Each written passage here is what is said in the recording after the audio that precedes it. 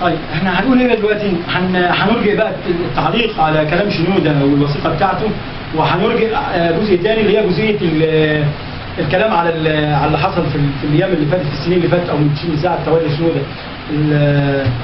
منصبه اللي هو نظير جيد يمسك شنودة يعني كده الكنيسه. وبعدين بس عايز اعلق على جزئيه بس كانت في اخوه طلبوها مني، اللي هي ايه؟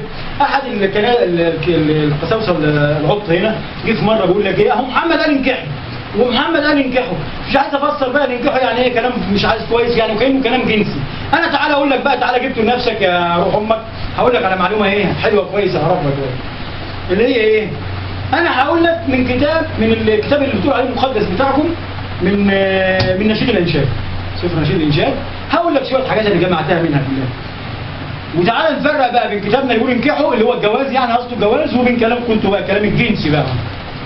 يقول ما اجمل خديك بصموت وعنق بقلائك، سرة المد حبيبي لي بين ثديي يبيته، يعني السرة بتاعته حبيت مش عارف فين ماشي.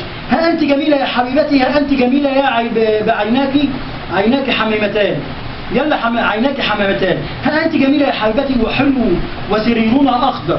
طب ماشي. انا نرجز وسارون سوسنه الاوديه، كالسوسنه بين الشوك كذلك حبيبتي بين البنات، كالتفاح بين شلل الوعر كذلك حبيبي بين البنين، تحت ظله اشتهيت ان اجلس وثمرته حلوه لحلقي.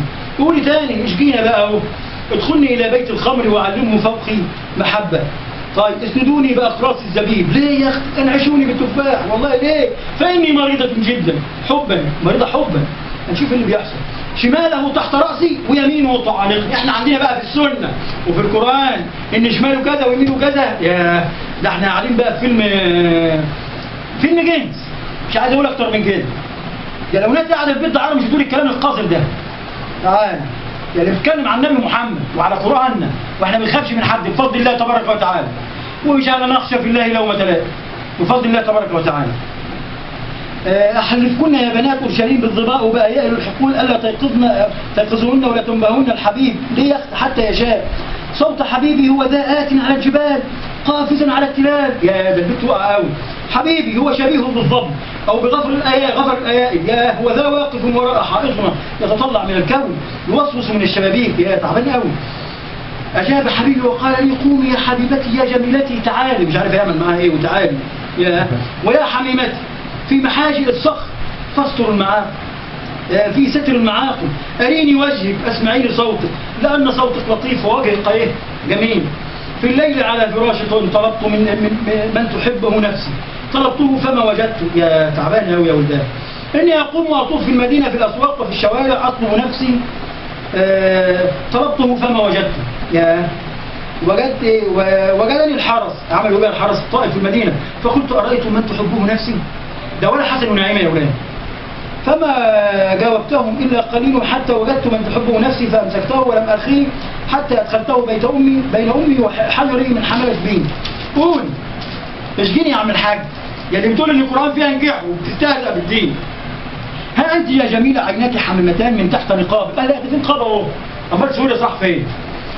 شعر قطيع ماعز رابض على جبل جلعاد، أسنان قطيع الجزائز الصادرة من الغسل، اللواتي كل واحدة متأم وليس فيهن عقيم، شفتاك كسلكية من القرمز، شوف بيسد ازاي الشفة يا، وفمك حلو من خدك كفرقة رمانة تحت نقابك. اهو النقاب موجود اهو يا عم سهيرة، ما تألف على النقاب بتاعنا ليه؟ عنقك كبرج داوود المجدي بالأسلحة، يعني حاجة جامدة بقى كده ما حدش يقدر يوصل لها. بص بقى ثدياك كخشفتي ظبية توأمين يرعيان بين السوسن. طيب كذلك جميلة يا حبيبتي ليس فيك عيبا، يعني حاجة ايه محترمة قوي. قد سببت قلبي يا أختي العروس، قد سببت قلبي بإحدى عينيك بقرارة وحية من عنقك، ما أحسن حبك يا أختي العروس، كم محبتك أطيب من الخمر وكم رائحة أديانك أطيب من كل الأطياب. شفتاك يا عروس تقطران شهدا تحت لسانك عسل ولبن ورائحة ثيابك كرائحة.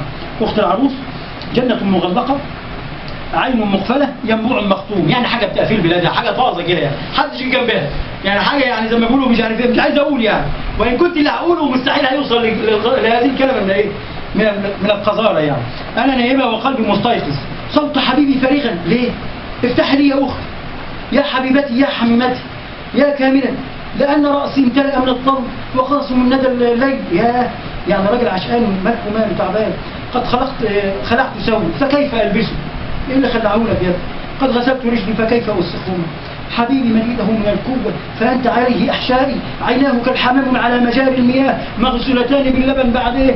جالستان في وقبيهما، خداه جميلة الطيب وإتلامه رياحين زكية، شفتاه سوسن تخطران مرا مائعا، يداه حلقتان من ذهب مرصعتان بالزهور. شفت يا بلاد؟ بطنه عاج أبيض مغلف بالياقوت والأزرق، شفت بطنه، سقاه عمود رخام مؤسستان على قاعدتين من إبريز طلعتاه كلبنان فتى كالأرض، حلقه حلاوة، وكل مشتهيات هذا حبيبي وهذا خليلي. يا بنات أورشليم قولي يا أختي اللي في نفسي، أنا لحبيبي وحبيبي لي الراعي بين السوسن. حولي عين عينك فإنهما قد غلبتاني، شعرك قطيع المعز الرابل في جلعاد، قفلقة رمان خدك تحت نقابك، النقاب وقع مسويرة. من هي المشرفة مثل الصباح، جميلة كالقمر، طاهرة كالشب، مرهبة كيش بألوية. إيه ده؟ ده كيش الثالث الميداني. ما أجمل رجليك بالنعلين يا بنت الكريم، دوائر فخديك، دوائر فخديك. ما جبناش حاجة من عندنا، ده ابن شكوى. دوائر الفخدين مالها بقى؟ عايزين نشوف بس ما نشوفش الفخدين، نشوف الكلام، عشان احنا عندنا عيب الكلام. قول يا عم الحاج فين دوائر الفخدين، ولا احنا هنخش في أي حتة؟ ربنا يسترها ما نطولش عندنا. يعني نقف لغاية الفخدين مش عارفين اللي هيحصل. بص بقى يا سيدي، ما أجمل رجليك بالنعلين يا بنت الكريم، دوائر فخديك مثل الايه؟ الحلي، صنعه يد صانع، سرتك كأس مدورة، لا يعوزها شراب ممزوج، بطنك صبرة محنطة مسيلة بالسوسن، ثدياك كخشفتي توأمي ضبية. أنا وأقسم بالله الذي لا إله غيره، والله العظيم هنا ألفاظ لم أقولها في حياتي، ألفاظ يعني يستحي والله الشباب الصائع المائع الضائع اللي في الشوارع، الشباب اللي ما يعرفش حاجة عن ربنا، اللي ما يعرف أي حد. يعني لو احنا رحنا في بيت دعارة وقلنا له قول الكلمتين دول هيتكسف الراجل.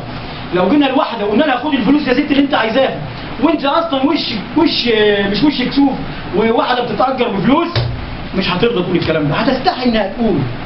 طب يا عم الحاج اللي بتتكلم عن القرآن وعلى الدين، انا برد على اللي بيتكلم عن القرآن وعلى الدين، مش بفتح فتنة ولا مشاكل ولا غيره. اهو قول يا عم الحاج، قول رأسك عليك مثل الكرم، قول لها عنقك كبرج من عاد، عيناك كالبرق في حشبون عند باب بربيل، أنفك كبرج لبنان الناظرة تجاه دمشق، رأسك عليك مثل الكرم، وشعر رأسك كأرجوان ملك قد أسر بالخصار، ما أجملك وما أحلاك يا أيتها الحبيبة باللذات، قامتك مثل هذه شبيهة بالنخلة، وثدياك بالعناقيد. يعني الراجل بيقول لك يا طالع النخلة هات لي معاك إيه؟ مش عارف إيه، لا هو طالع يجيب ثدي فوق. مش عارف بقى، يعني قامتك هذه مشبهة بالنخل، والثديين بالعناقيد. هنشوف هيعمل ايه بقى في العناقيد بقى والحاجات دي بقى، تعال نشوف، بس ما نشوفش قوي يعني، خلي بالك يعني. قلت اني اصعد الى النخله، هتعمل ايه بقى؟ وامسك واذوقها وتكون من ثدياك كعناقيد الايه؟ الكرم. هيمسك بقى العناقيد بقى، راجل تعبان. انا لحبيبي والي اشتياق، تعال يا حبيبي نخرج الى الحقل والنبل في القرى. مش عارف يعملوا في القرى يعني. ليتك فاخر لي الى اخره واقودك داخل والماخ من هذه الطاعه من البريه. طب ماشي بس ننجز، اجعلني لغايه مياه وايه؟ كثيره لا تطفئ المحبه والسيول لا تغمرها. لنا اخت صغيره. شفت السؤال بقى ده جامد قوي. السؤال ده لو اتسالته في اي حته، لو اتسالوا الشعراوي، لو اتسالوا لو سالوا اي شيخ من المشايخ، اتسالوا اي حد، انا مش عارف هيجاوبوه ازاي. لو واحد كده قاعد كده في درس كده ولا حاجه، واحد بيقول له لو سمحت يا شيخ هسالك سؤال مهم. لنا اخت صغيره لها ثديان، فماذا نصنع لاختنا يوم ان تخطب؟ انا دلوقتي عايز اقول هنصنع لاختنا ايه لما تخطب؟ لما واحد شيخ يتسال كده ده ممكن يتبان. طب يا عم احنا عندنا الكلام ده في القران ولا في السنه؟ أن تكون سور فنبني عليه برج فضة، وأن تكون بابا فنحصرها باللوح حوارا. أنا سور وثديي كبرجين، يا في حين كنت في عينه كواجدة سلام. أنا اختصرت حاجات كثيرة جدا جدا منه، وأنا جيت إن شاء الله تبارك وتعالى هجيبه بالكامل وأقراه، والحاجات الجنسية اللي موجودة في كتابكم، وإن شاء الله نعلق على كلام شنودة، ولا نخشى في الله لومة لائم، وأن الله معنا، والفضل الله تبارك وتعالى من كان الله عليه معه فمن عليه، ومن كان الله عليه فمن معه، ولا نخشى في الله لومة لائم، ولن نخاف أبدا منكم أو ترهبكم أو غير ذلك. فمصر مصرنا، مصر مصرنا، ومصر لنا بفضل الله تبارك وتعالى، ولن نتعامل معكم إلا بما يرضي الله، إلا بما يرضي الله. نحن لا نقول ولا نقول هذا خوفا والله، إن نحن دلوقتي لا نحرض على فتنة ولا غير ذلك، ولا أحمل أي شيخ مشايخ السلفية كلامي هذا. كلامي هذا بكلمه عن نفسي، وهذا الكلام انا بحضره منذ سنين طويله، وان الدوله خلي الكتب اللي انا الفتها 23 كتاب مجلد، لان انا كنت محبوس 11 سنه، وبعدين الحاجات دي اتفرمت بعد الثوره اللي انا كنت عايز اطلعها، من ضمنها الكلام ده ومن ضمنها كلام كتير جدا جدا جدا. فاسال الله تبارك وتعالى ان انا ربنا يوفقني في تكمله هذه الكلمات، وان شاء الله تبارك وتعالى اجمع ان شاء الله تبارك وتعالى اللي هو نشيد انشاد تاني، وهعلق على الفتره الاخيره من شنوده او غيرها او اللي حصل في الاحداث الاخيره، وان شاء الله تبارك وتعالى نتكلم على حادثه اغتصاب 150 فتاه سنه 90 في محافظه المنيا او الصعيد كله، 105 مسلمه، وحريق القطر واللي حصل فيه، وتفجير مسجد الخزندار، ومدينه نصر اللي اتهموا فيها الاخوه، وهقول كمثال ازاي السلاح اللي بيتدبر والسلاح اللي في الكنائس، وهتكلم واقول ان شاء الله تبارك وتعالى على حتى السفينه اللي كانت بتاعه القسيس اللي هو قاعد المطران بتاع بورسعيد، اللي كان في قلب السفينه ابنه في قلب السفينه واتمسك ونزل قضيه ثانيه، ومعنا بفضل الله تبارك وتعالى وسلاحنا بفضل الله تبارك وتعالى الكلمه في هذه الحرب بيننا وبينكم، ولا نخشى في الله لومه لائم، نبين الناس ونوضح، والله المستعان، والله على ما يقول شهيد، وجزاكم الله خيرا، والسلام عليكم ورحمه الله وبركاته.